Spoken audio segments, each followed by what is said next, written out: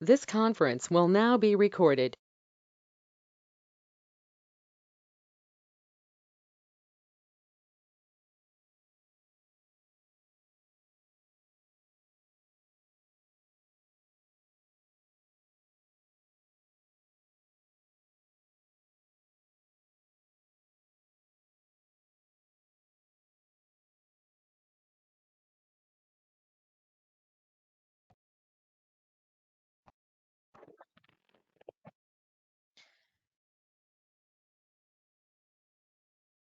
Hello students.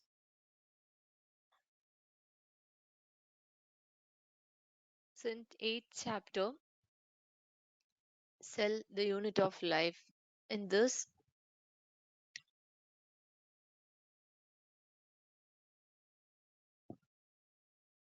we are learning about the cell, the basic unit of life.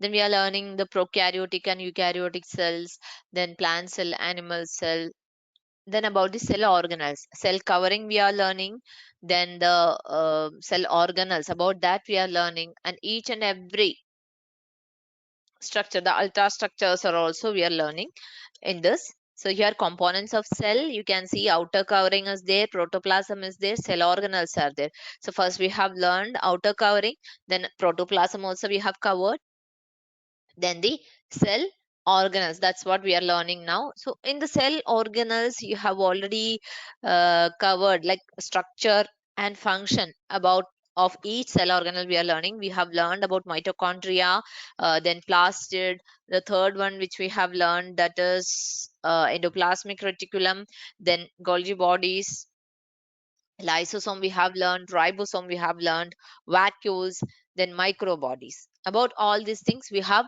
learned now. Now let's move to the last few cell organelles. Ninth one now we are going to learn, that is cytoskeleton. Okay, cytoskeleton. So the cytoskeletal fibers that we know that include microtubules, intermediate filaments, and microfilaments. Okay, which are all there? Cytoskeleton, only the important parts I'm saying about in this topic. So the cytoskeletal fibers, that cytoskeletal fibers. Okay, cytoskeletal fibers include what and all there? Microtubules. Microtubules. Then the second one, intermediate filaments.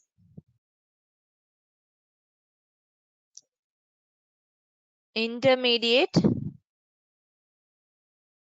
filaments and microfilaments.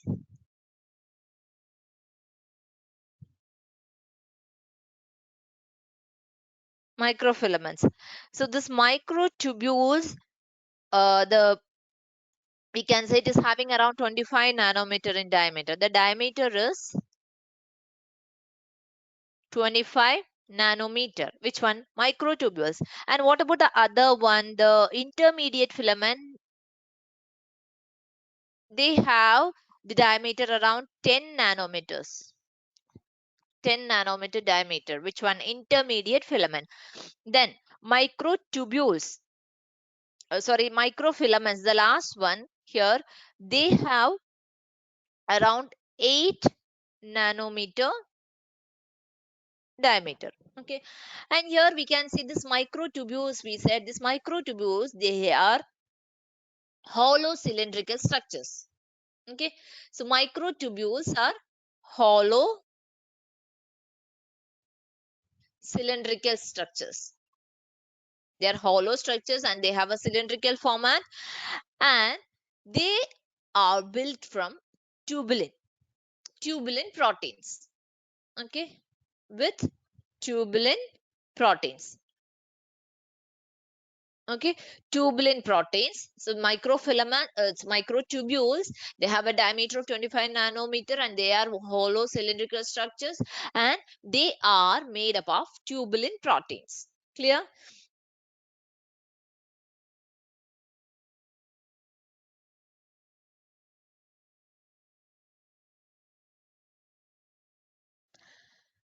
Then here another question which you may get about microtubules.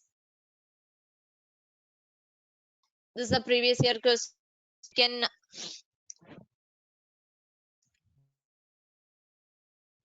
check this mitotic spindle which is involved, the spindle apparatus, right, which is involved in the separation of this replicated chromosomes. Chromosome during cell division, chromosome replication will happen. So while replicating that chromosomes, both chromosomes will move towards the poles, right? So how it is moving with the help of spindle apparatus. So that spindle apparatus during mitotic division, the spindle which is involved in the separation of this replicated chromosome during mitosis, that is the assembly of microtubules. So here you can see spindle apparatus which is helping for the movement of the replicated chromosomes during cell division, that is made up of, or that is the assembly of which one? That is the assembly of microtubules, that is with microtubules. Okay, so don't forget, this is very important question. You'll get confused while asking about the cell division, microtubules, and when it is connecting with the spindle apparatus and all, definitely you'll get confused. Okay, but it's nothing but the assembly of microtubules. Okay, and microtubules have hollow cylindrical structures, but they are with tubulin protein, and they have a diameter around 25 nanometer. That's all about the microtubules. Then this microtubules, see, mainly we need to mention about the microtubules. In cytoskeletal fibers, microtubules, intermediate filaments, and microfilaments are there. Okay, so here microtubules, they have many functions, like chromosomal movement. Just now we said the chromosomal movement. See, here you may get a question like, among the below mentioned functions, which is not the function of microtubules? So for writing that, you should know first which and all the functions of microtubules. So microtubules, they have several functions. Chromosomal movement is one function. Another one is intracellular transport of materials. Intracellular transport. Okay, intracellular transport of material. Then cellular motility, cellular movement, or cellular motility we can say. Then ciliary and flagellar movement of organelles within the cell.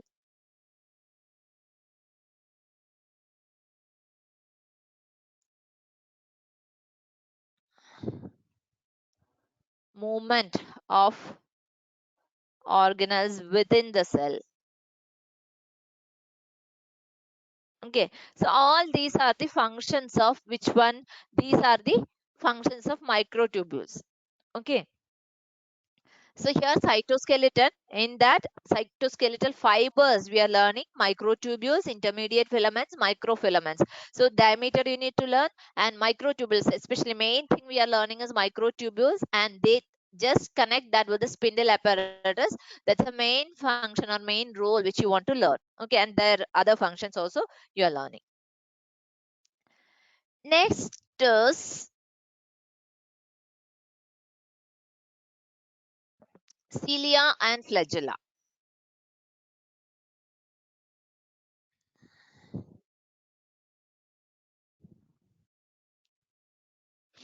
Cilia and flagella. See, cilia and flagella, we know that they are hair-like structures or hair-like outgrowths.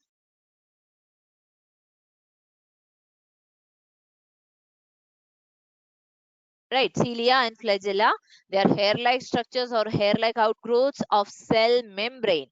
Okay, they are from cell membrane that growth starts. Right, and they have a pattern of organization. In which pattern their organization is taking place? It's in a 9+2 format. So their pattern is 9+2 pattern of organization. And cilia, we know that they are very small structures. Cilia, they are small structures, and that can cause the movement of either the cell or the surrounding fluid, right? Cilia, they are the small structures and they may cause the movement of cell organelle or the fluid. Either it can cause the movement of the cell, okay, otherwise it can cause the movement of the surrounding fluid. So it is making the movement possible in either this way or in the other way, okay. And what about flagella? Now we said about cilia. So what about flagella? See, flagella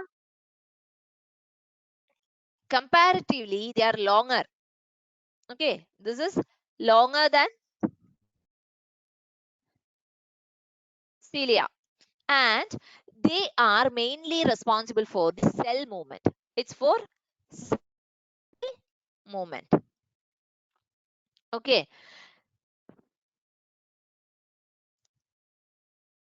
Here the prokaryotic bacteria that is also having a flagella, but that is structurally different from the eukaryotic flagella. Prokaryotic bacteria is also having flagella, but it is different. Structural difference is there between that prokaryotic bacterial flagella and the eukaryotic flagella. Okay, so the cilium and flagellum both are covered with plasma membrane. Okay, this both are covered with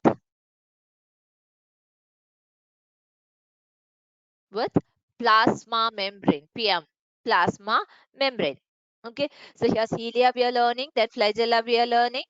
So here the pattern, this pattern that you need to note down. This is a very important question. Pattern of that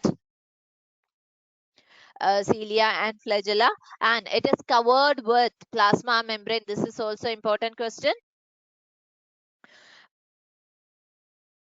Then here cilia and flagella. Here we said prokaryotic flagella and eukaryotic flagella. In prokaryotic bacteria you can see a flagella, and in eukaryotic also flagella you can see. But both are different. Okay, structural differences there. Structurally both are different. Structural difference in prokaryotic and eukaryotic flagella. Clear? So that also you need to note down. This is very important. Okay. Either the statement is correct or incorrect. Like that one question you're getting means don't get confused. Structural differences there. Definitely it is there. Next we need to move to the another one, centrosome. Okay. Centrosome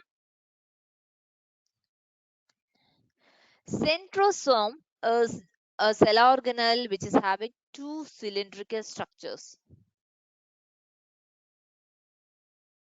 Okay, this is the cell organelle and that has two cylindrical structures.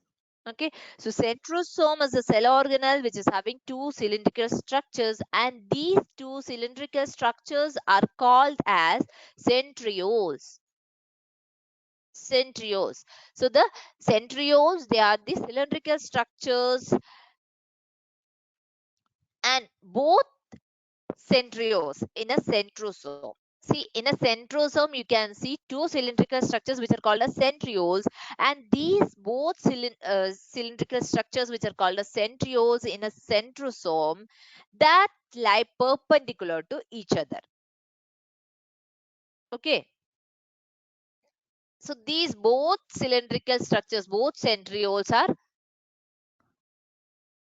perpendicular to each other. Okay. So they have an organization like a cartwheel. Cartwheel organization they have. Okay, and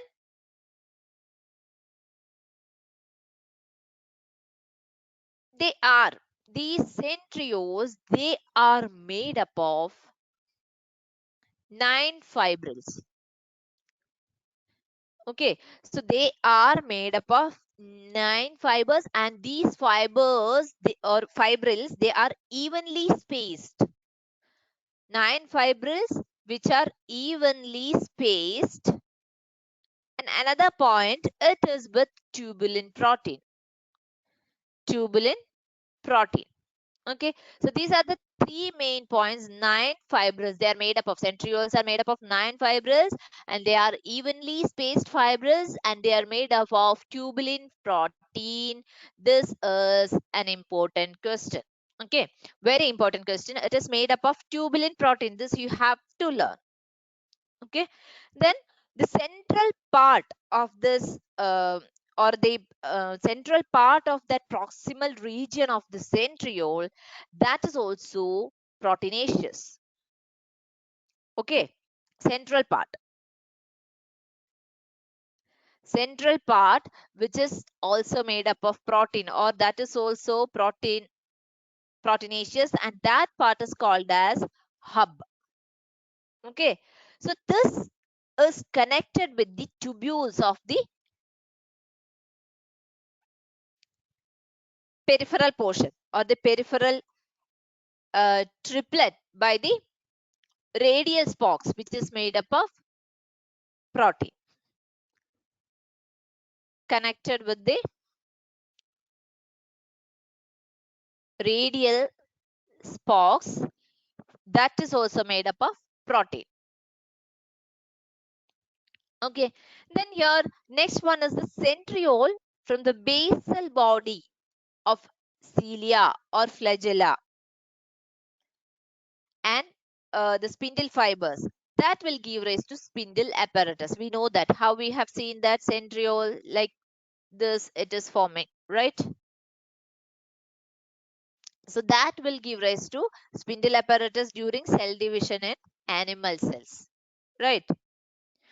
So these are the main points which you need to see from the centriole. It's a disc-like structure and two cartwheel-like structure. Just everything we have learned, that and all you can see while drawing the which one the cell division diagrams. So stages of cell division, when you are drawing those diagrams, it is very clear about the structure, the arrangement of all these things. So here the centrioles, evenly spaced 9 fibrils, and they are made up of tubulin protein. The arrangement and number of fibrils, then it is made up of tubulin protein, and the central part, which is also proteinaceous, that is called as hub. Okay, and here the centrioles, they are two cylindrical structures which are perpendicular to each other, and they have a cartwheel organization. Okay, all these are important points. Only important points I'm covering here. Now, that's all about centrosome. Okay, next is about nucleus. About nucleus, you need to learn. Nucleus is a very important part of cell, right?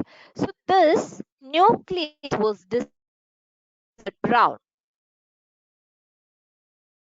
Robert Brown discovered this nucleus. In 1853, Robert Brown discovered nucleus, and the study of nucleus is called as karyology. Okay, so what is karyology?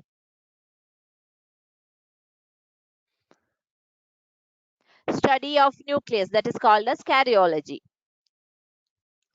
And a German biologist, his name is J. Hammerling.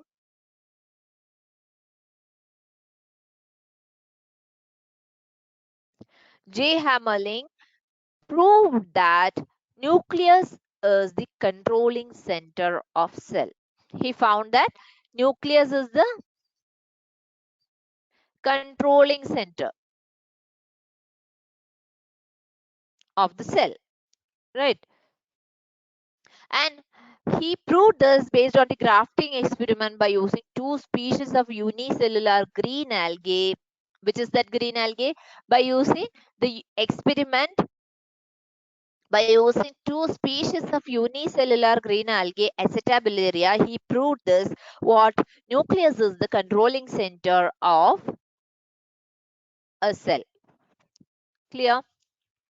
So for that experiment, which green algae he used? Acetabullaria.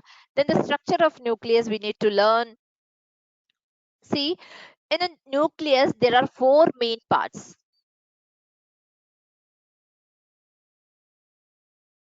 Four main parts are there for a nucleus. First one is the nuclear membrane.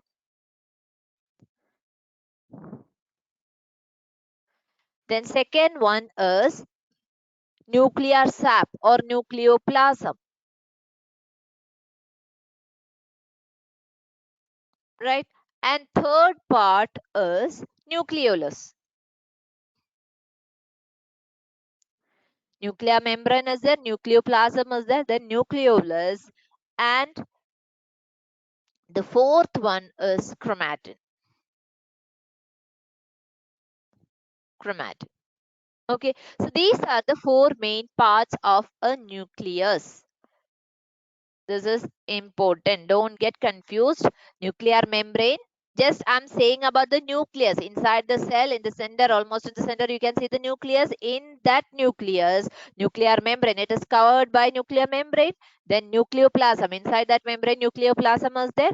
The nucleolus is there. Then the chromatin. Chromatin material is there, right? So just now we are going to learn one by one. What is the first one? Nuclear membrane. First one is nuclear membrane. So nuclear membrane, that is the membrane which is enclosing the nucleoplasm, right?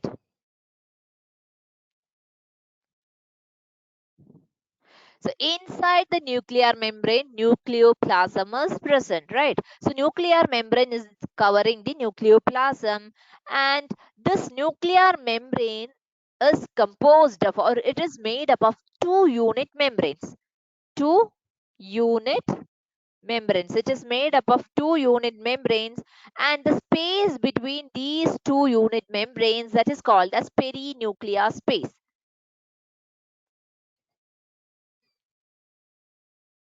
Right? So there are two unit membrane, and with that this nuclear membrane is made up of, and that the space between these two unit membranes, it is called as perinuclear space, and this nuclear membrane encloses the nucleoplasm. Clear? And this nuclear envelope that is broken, or that there is some minute disturbances or gaps or pores which are called as nuclear pores. Okay, so here it is covered with two unit membranes, and the space between these two unit membranes is called as perinuclear space. And here, if this is the nuclear membrane, it's not a complete membrane, there is minute pores. Okay, while drawing also you can draw like this. So minute pores or gaps which is making the cellular movement. That means the movement of materials to the nuclear membrane, to the nucleus, nucleolus, to the nucleus, and to the cytoplasm. Clear?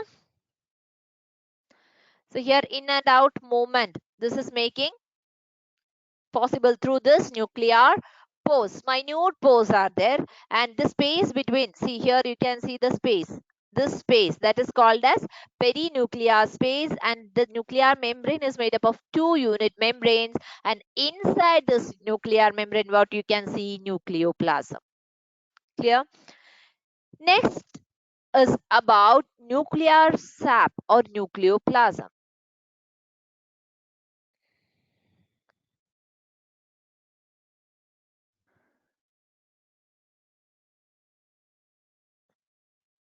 Nuclear sap is otherwise called as nucleoplasm. Okay, and what and all things are present in that nucleoplasm? Or nucleoplasm consists of what? What and all we can expect? Nucleic acids, nucleic acid will be there, right? Then enzyme, lipids,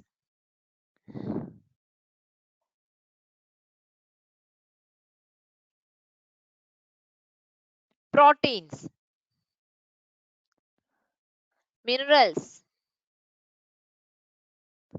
right? These proteins, here we can see inside, you can see histone and non-histone,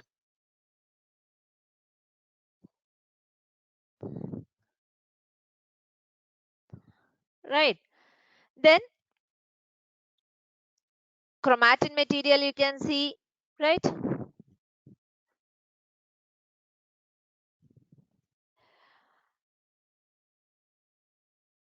Nucleolus. Okay, so these many things you can see in the nucleus have what and all? Nucleic acid, enzyme, lipid, protein, minerals, chromatin material, nucleolus. And the proteins, there you can see histone proteins and non-histone proteins in the nucleoplasm. Okay, and here we need to say one important point, that nucleoplasm is the site of enzyme activities and synthesis of DNA. Nucleoplasm, that is the site of what and all?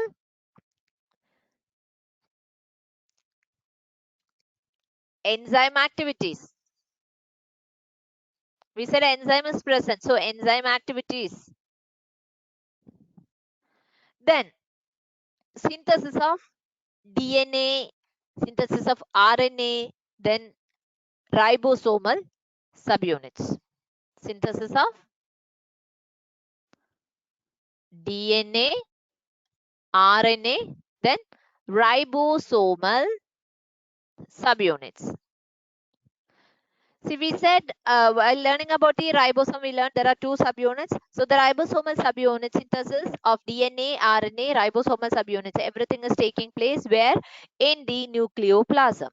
Okay. So here mainly the contents of nucleoplasm you need to learn, and the proteins. Nucleoplasm protein, they contain histone and non-histone proteins. Okay. This question is important. Then chromatin material is present, nucleolus is present, minerals are present, enzyme, lipid, nucleic acid.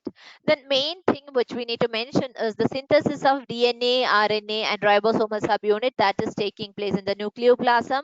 Then that is the site for enzymatic activities.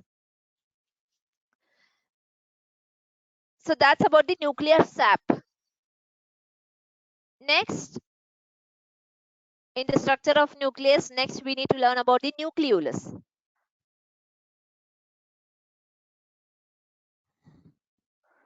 Nucleolus. See, nucleolus means it's a spherical body, right? Spherical body, and it's very dense, right? And that is a spherical colloidal body, and that doesn't have limiting membrane. No limiting membrane. For that, there is no limiting membrane, and that remains attached with the nuclear organizing chromosomes. Okay, attached to nuclear organizing chromosome.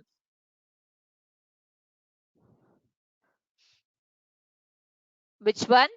Nucleolus. This is a very important question.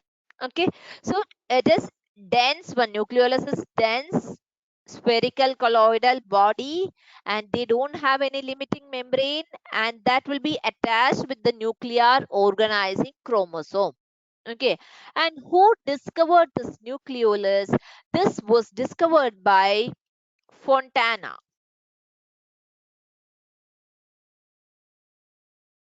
Discovered by Fontana, and who gave this term? This term nucleolus was given by Bowman. Okay. Then the main functions. See, about all cell organelles, we are learning the function also. So the main function of nucleolus is the synthesis of ribosomal RNA. Synthesis of ribosomal RNA. rRNA. Ribosomal RNA. Okay. So it is called as the storehouse of RNA. Nucleolus is called as storehouse of RNA. See, main function of nucleolus is the synthesis of ribosomal RNA. So it is called as the storehouse of RNA, and that is having a very important role in cell division also. In cell division also, it's playing very important role. Okay, so here about nucleolus, it's a spherical body, it's a dense body, and there is no limiting membrane, and it is attached to the nuclear organizing chromosome. That is very important question. You need to note down. It's discovered by Fontana, and the term was given by Bowman. And main function of this nucleolus is the synthesis of rRNA or the ribosomal RNA, and that's why it is called as the storehouse of RNA, and that is playing a very important role in cell division also. Okay, these are the main points about the nucleolus. Next, let's move to the another main part of nucleus, which is the chromatin. Okay, so chromatin,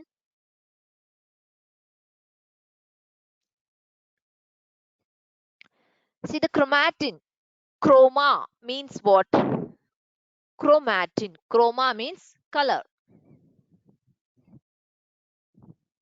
Okay, so chromatin material or the chromatin means colored fibers. Colored fiber. Okay, so colored fibers are called as chromatin. So these are very fine fibers. Okay, and it is composed of composition of chromatin material is very important. Composition that is made up of DNA, then some proteins,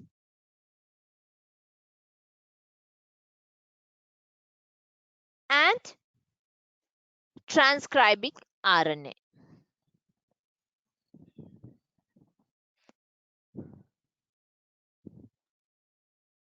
Okay, so it's composed, chromatin material is composed of proteins, DNA, and transcribing RNA.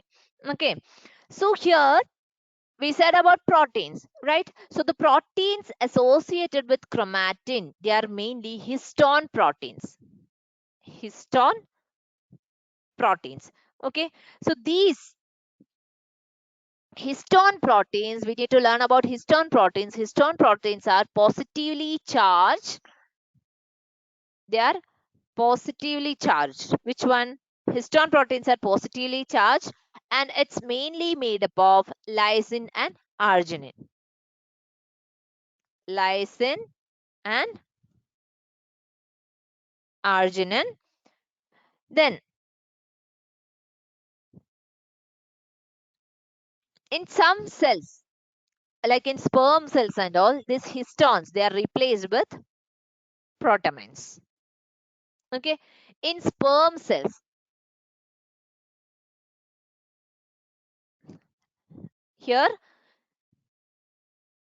instead of histone, that is replaced by protamines. Okay, so here all these questions, this composition part is completely, each and every point is important. Here chromatin material, these are colored fibers, they are very fine fibers, and they are composed of DNA, protein, and transcribing RNA. So among that, we are saying DNA and transcribing RNA, next protein. So these proteins are mainly histone proteins. These histone proteins are positively charged, and it is mainly made up of lysine and arginine. Which one? Histone proteins are positively charged and mainly made up of lysine and arginine. Okay. Then in sperm cells, in some type of cells, like sperm cells, these histone proteins are replaced by protamine. Okay. And during cell division, these chromatin, see cell division time we have learned, right? So cell division, we know that during cell division, this chromatin material condenses. Chromatin, condensation of chromatin material happens. And that will become very thick to form some specialized structures called chromosomes. Condenses and that forms what? Chromosomes, right? Then this division of chromosomes that is taking place, right? So here chromatin, that part is very important. Colored body, they are colored fibers, fine fibers, and the composition is DNA, transcribing RNA, and the protein. That protein part we need to learn. It's very important. This histone protein, this is important question. Okay, histone protein, this is made up of histone proteins and they are positively charged. This is also important. And which are the main components? Lysine and arginine, lysine and arginine. And in sperm cells, this question also you will get. Sperm cells, histone proteins are replaced by protamine. Okay, and function, when we are going to the function of this chromatin, you can see chromatin during cell division that condenses and that forms the specialized structures called chromosomes, and these chromosome later that divides, right? Chromosomal division is taking place, right? So these are the main points which you need to learn about the structure of nucleus. In structure of nucleus, about nuclear membrane, nucleosap, and nucleolus, then the chromatin. These are the 4 points you need to learn. Okay. So while explaining itself, we have gone through all the important points. So hope you can answer almost all the questions from this part.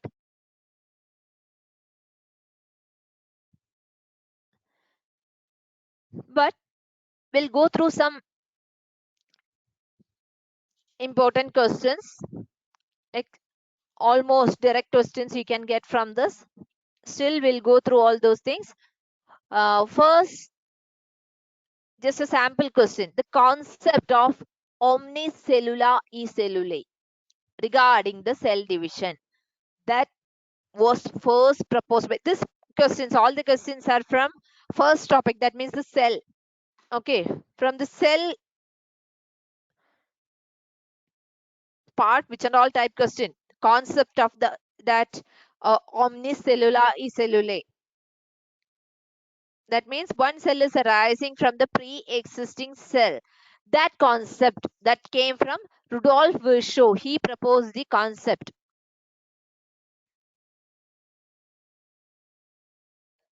Rudolf Virchow proposed the concept of all the cells are getting derived from the pre-existing cells. Then later, Schleiden and Schwann, they modified the cell theory, or they proposed the cell theory, but in this cell theory, Rudolf Virchow proposed the concept of omnicellular e-cellulae. Means all the cells are getting derived from the pre-existing cells. Then Schleiden and Schwann, they proposed the cell theory.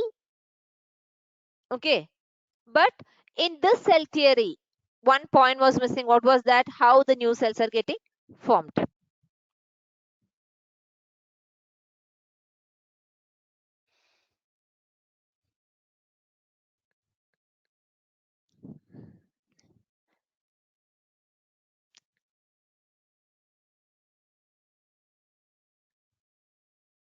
See, then another question is mycoplasma. About mycoplasma, Mycoplasma is the smallest living cell and that does not have a definite cell wall. Smallest cell which doesn't have cell wall. Okay, so this question this question came in 2017. They asked about mycoplasma. So mycoplasma, this is an anaerobic organism and that causes diseases in plants, right? Like a little leaf of brinjal. Then in animals that will cause like pleuromorphic pneumonia. In human, it will cause such diseases. Okay, so mycoplasma is the smallest living cell and that doesn't have a definite cell wall. So that question, which among the following are the smallest living cell? Like that one question you will get. So mycoplasma is the smallest living cell. And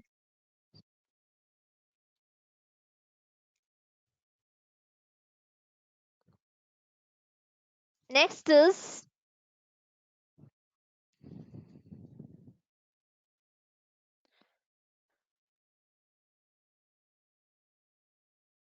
about polysome.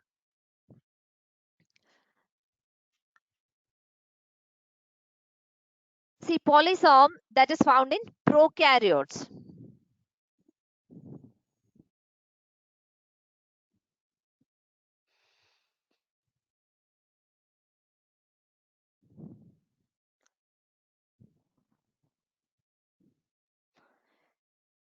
See, the question will come like, which one of the following is not an inclusion body? That question came uh, in 2015. Okay, they have given options like phosphate granules, glycogen granules, cyanophysin granules, and polysomes. In prokaryotes, the question is about prokaryotes. So polysome, that is not an inclusion body which is found in prokaryotes. This is not in prokaryotes. Okay, so inclusion bodies means, what do you mean by inclusion bodies? Inclusion bodies, they are non-living and membranous structures. Inclusion bodies are, they are non-living and non-membranous structures.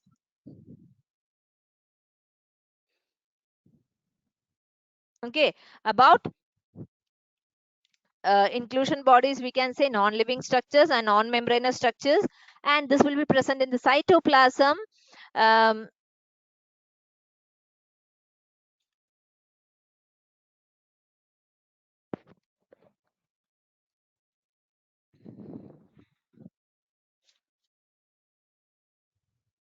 so it's not in the prokaryotes. Okay, next, another important question you can expect,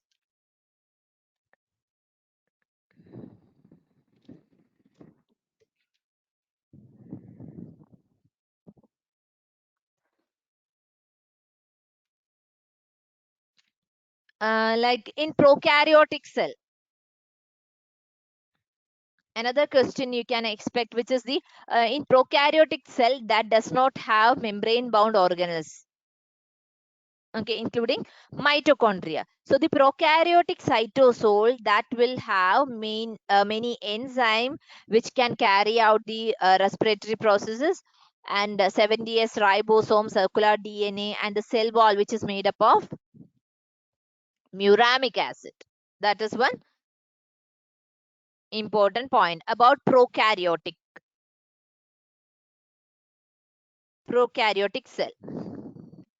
In prokaryotic cell that doesn't have membrane bound organelles, no membrane bound organelles. Okay, in which one? In prokaryotic cell there is no membrane bound organelles.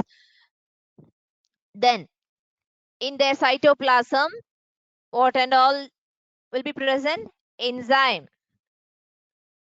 which can carry out the respiratory process. Then 70s ribosome, then circular DNA. Okay, and their cell wall which is made up of muramic acid.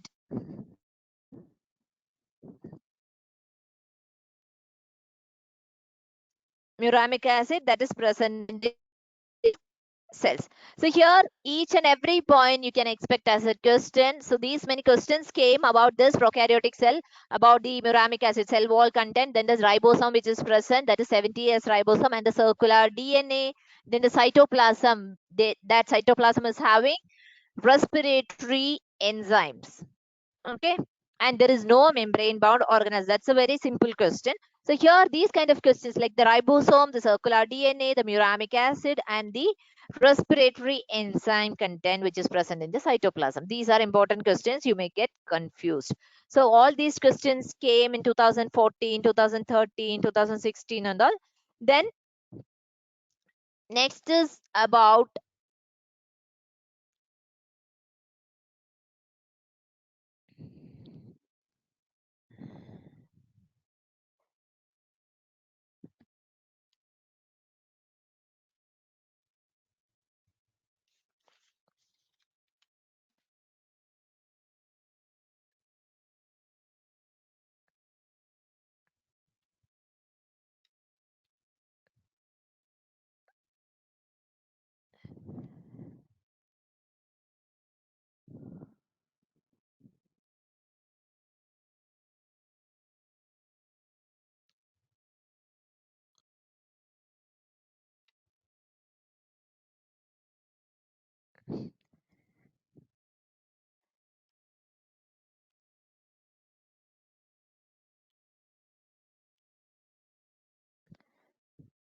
E. coli and chlamydomonas.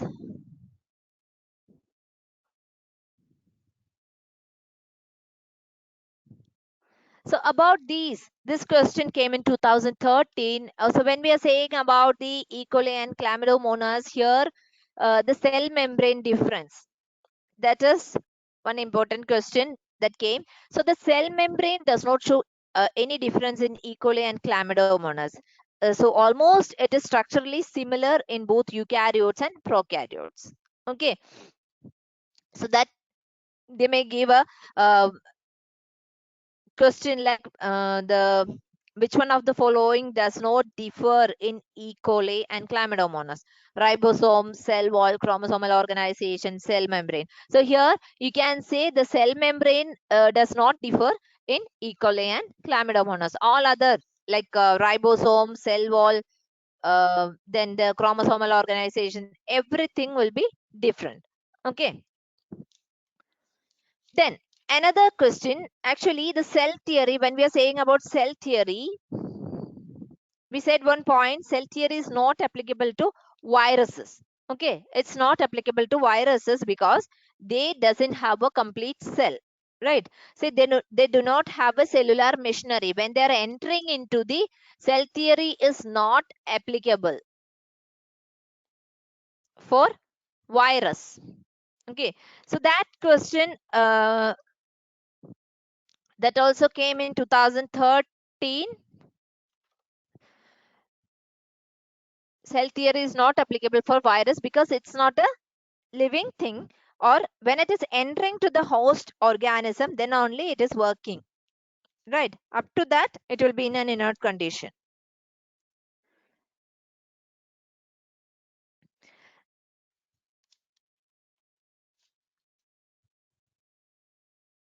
Then just now we said about the centrioles, like in plant cell they normally lack centrioles.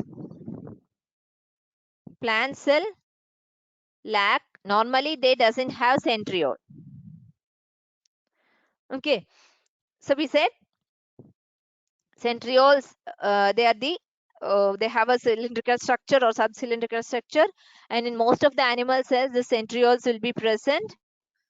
So plant cell, they normally lack centrioles. Ribosomes they'll be having, Golgi bodies will be there, cell membrane will be there, but they lack the centrioles. Plant cell lack centrioles.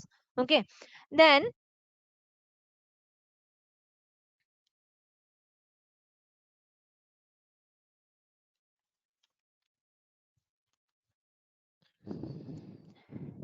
about vital stains. one question came. So what is that? Vital staining, that is for the study of living cell. Study of living cell, this is employed. Okay, so it's a staining technique. So in this technique, the structure of living cells are stained either in vitro or in vivo. Okay, so three most widely used vital stains: study of living cells, for that it is used. Which one? This vital staining. So here in this staining technique, the structures of living cell will be,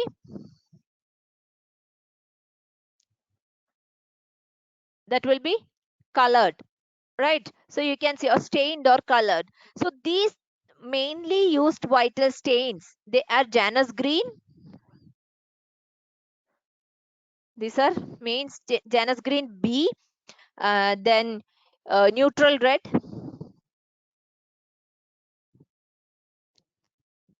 and methylene blue. Methylene blue. These are the three vital stains which are mainly used. Okay.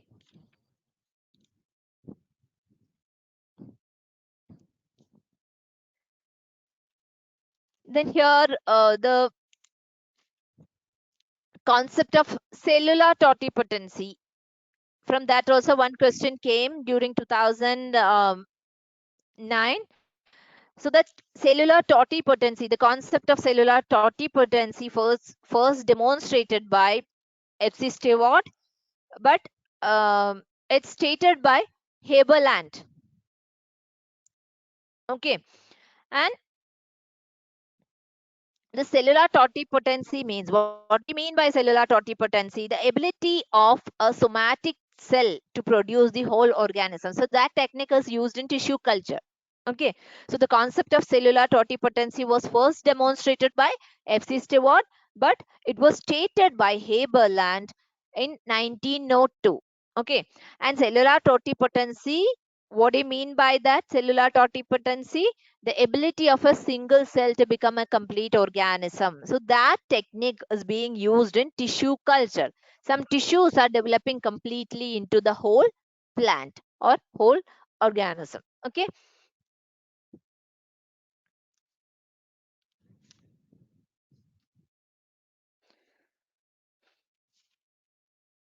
Then another question here.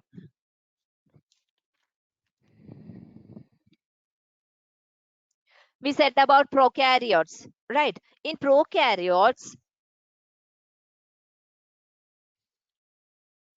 actually this is in 2006 they asked this question. In prokaryotes, naked DNA is present, right? Naked DNA, there is no histone proteins,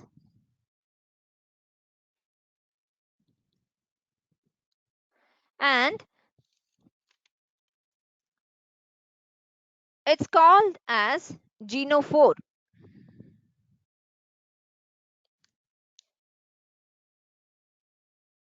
Genophore or nuclear body or nucleated, and this is equivalent to a single naked chromosome, and therefore it is also called as prochromosome. Okay, prochromosome, don't get confused. Prochromosome, prochromosome. Okay, that is also an important term.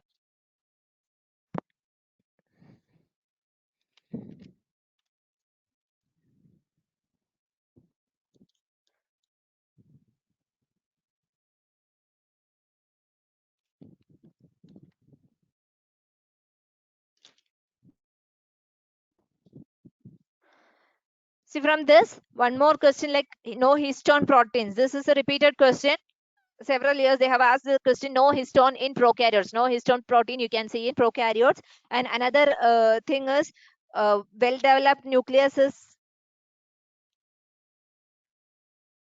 absent and mesosome is present. Mitochondria is absent in prokaryotes, and there is no histone proteins. Okay.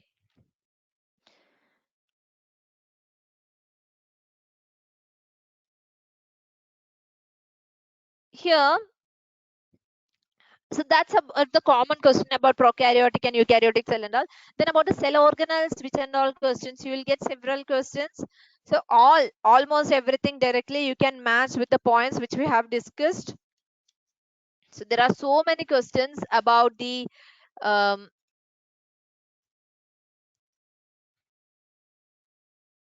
cell organelles.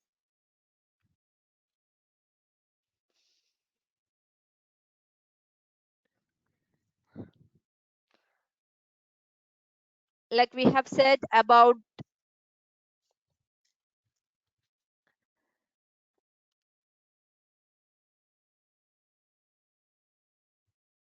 Golgi complex,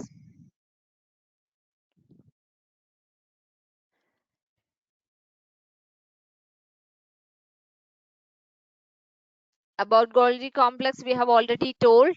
So the Golgi complex that participates in the formation of secretory vesicles. Okay.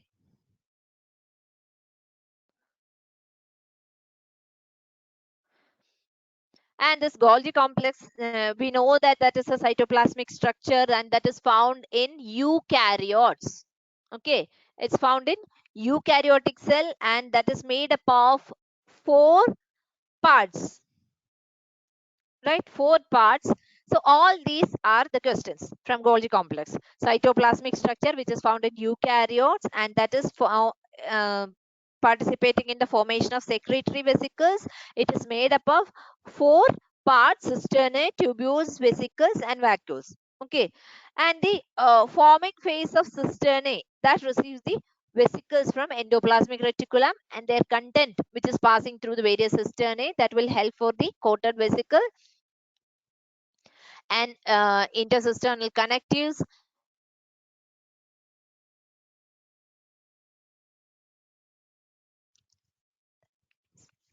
So for main thing, these are found in eukaryotes and the 4 parts like cisternae, tubules, vesicles and vacuoles. Clear? So these are the main questions from Golgi complex. And next question you will get from mitochondria.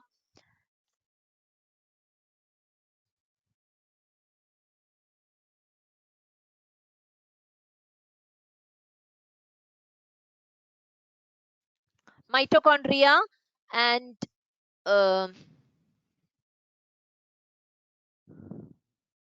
here the question is about mitochondria and chloroplast. Both are semi-autonomous organelles.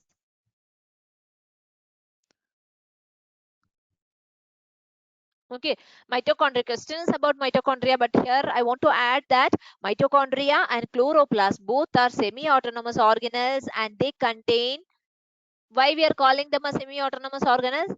They have DNA and they have ribosome, which is they have DNA is there, ribosome is there, the protein synthesizing machinery. So they are capable of self-replication. Right, they are capable of self-replication. Which one? Mitochondria and chloroplast. Along with mitochondria, we can learn chloroplast property also. They also have the DNA, ribosome, and the protein synthesizing machinery, so they can replicate itself. That's why we are calling them as semi-autonomous. Okay. And the double membrane structure in which and all you can see in nuclei, in mitochondria and the chloroplast, all are having double membrane. And lysosome, in lysosome you can see single membrane. In lysosome, here single membrane.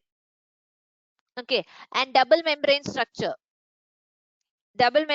you can see in nuclei, in nucleus, in mitochondria and in chloroplast. These are double membrane structure. In lysosome, that is single membrane structure. And lysosome, we know that they are membrane bound cell organelles and they have many hydrolytic enzymes which are functioning at very high pH. Okay. Then For what and all they are helping? For intracellular digestion of cell debris and the toned out organelles and all. So they lose their existence while doing like that. That's why they are called as. So while digesting those toned out organelles and such things, they will lose their existence. They are also dying. That's why they are called as suicidal bags.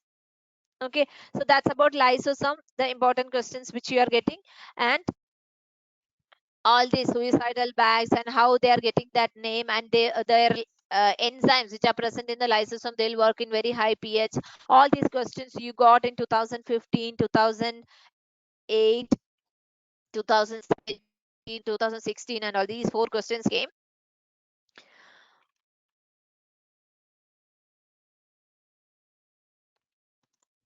Then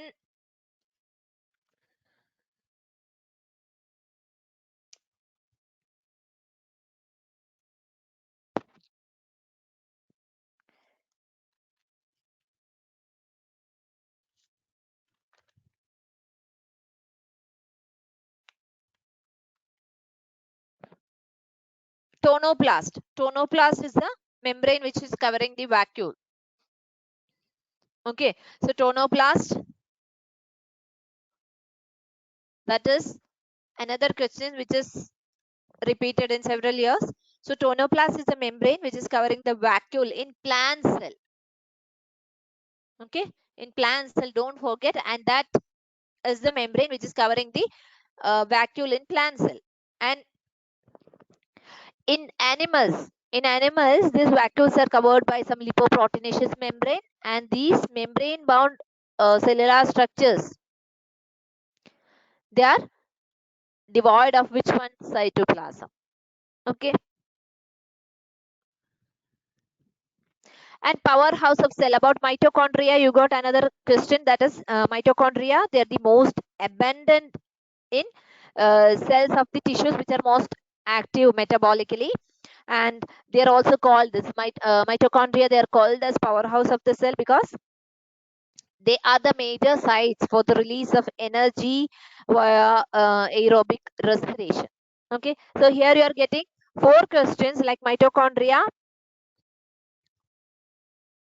They are the powerhouse of the cell, and they are the major site for the release of energy via aerobic respiration. So here you may get some statements here in 2010, 2016, then 2009, 2017. In 4 years, all these points they connected and they asked 4 times the same question. So here, by answering like this, you are getting the answer for all the 4 questions. And in prokaryotic cell, the ribosome which is found in prokaryotic cell, that is 70S, 70S in prokaryotes. Okay, here what is that S? This is one question which came, and that S, that is denoting the sedimentation coefficient, and 70 is giving 70 is the Swedberg number. So each 70S ribosome that is having S is the sedimentation coefficient, and 70 is the Swedberg number, and 70S ribosome that is having 2 subunits. Which are the subunit? Larger one 50S and smaller one 30S. Okay, so these here you are getting 4 questions. 4 questions came from this part. So when you are by hearting these 4 points, you are able to clear that 4 questions. Okay, then centromere. Centromere, that's a part of chromosome. Another question, centromere, that's a part of chromosome, and these it's a functional chromosomal site, and that is helping the sister chromatids to divide into daughter cells during which one? During mitotic and meiotic cell divisions. So from this 2 questions we are getting, like centromere, that is a part of chromosome, and it's a functional chromosome site, and that is helping in the cell division. to form the daughter cells. When the daughter cells are getting formed during that time in mitosis and meiotic cell division, it is helping. Okay.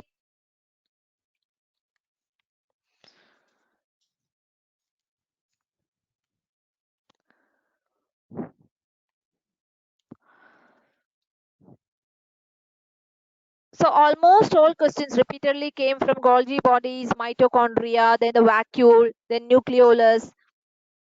So mainly you have to learn about the nucleus, then mitochondria, then the Golgi bodies. So almost all the questions are coming from this area.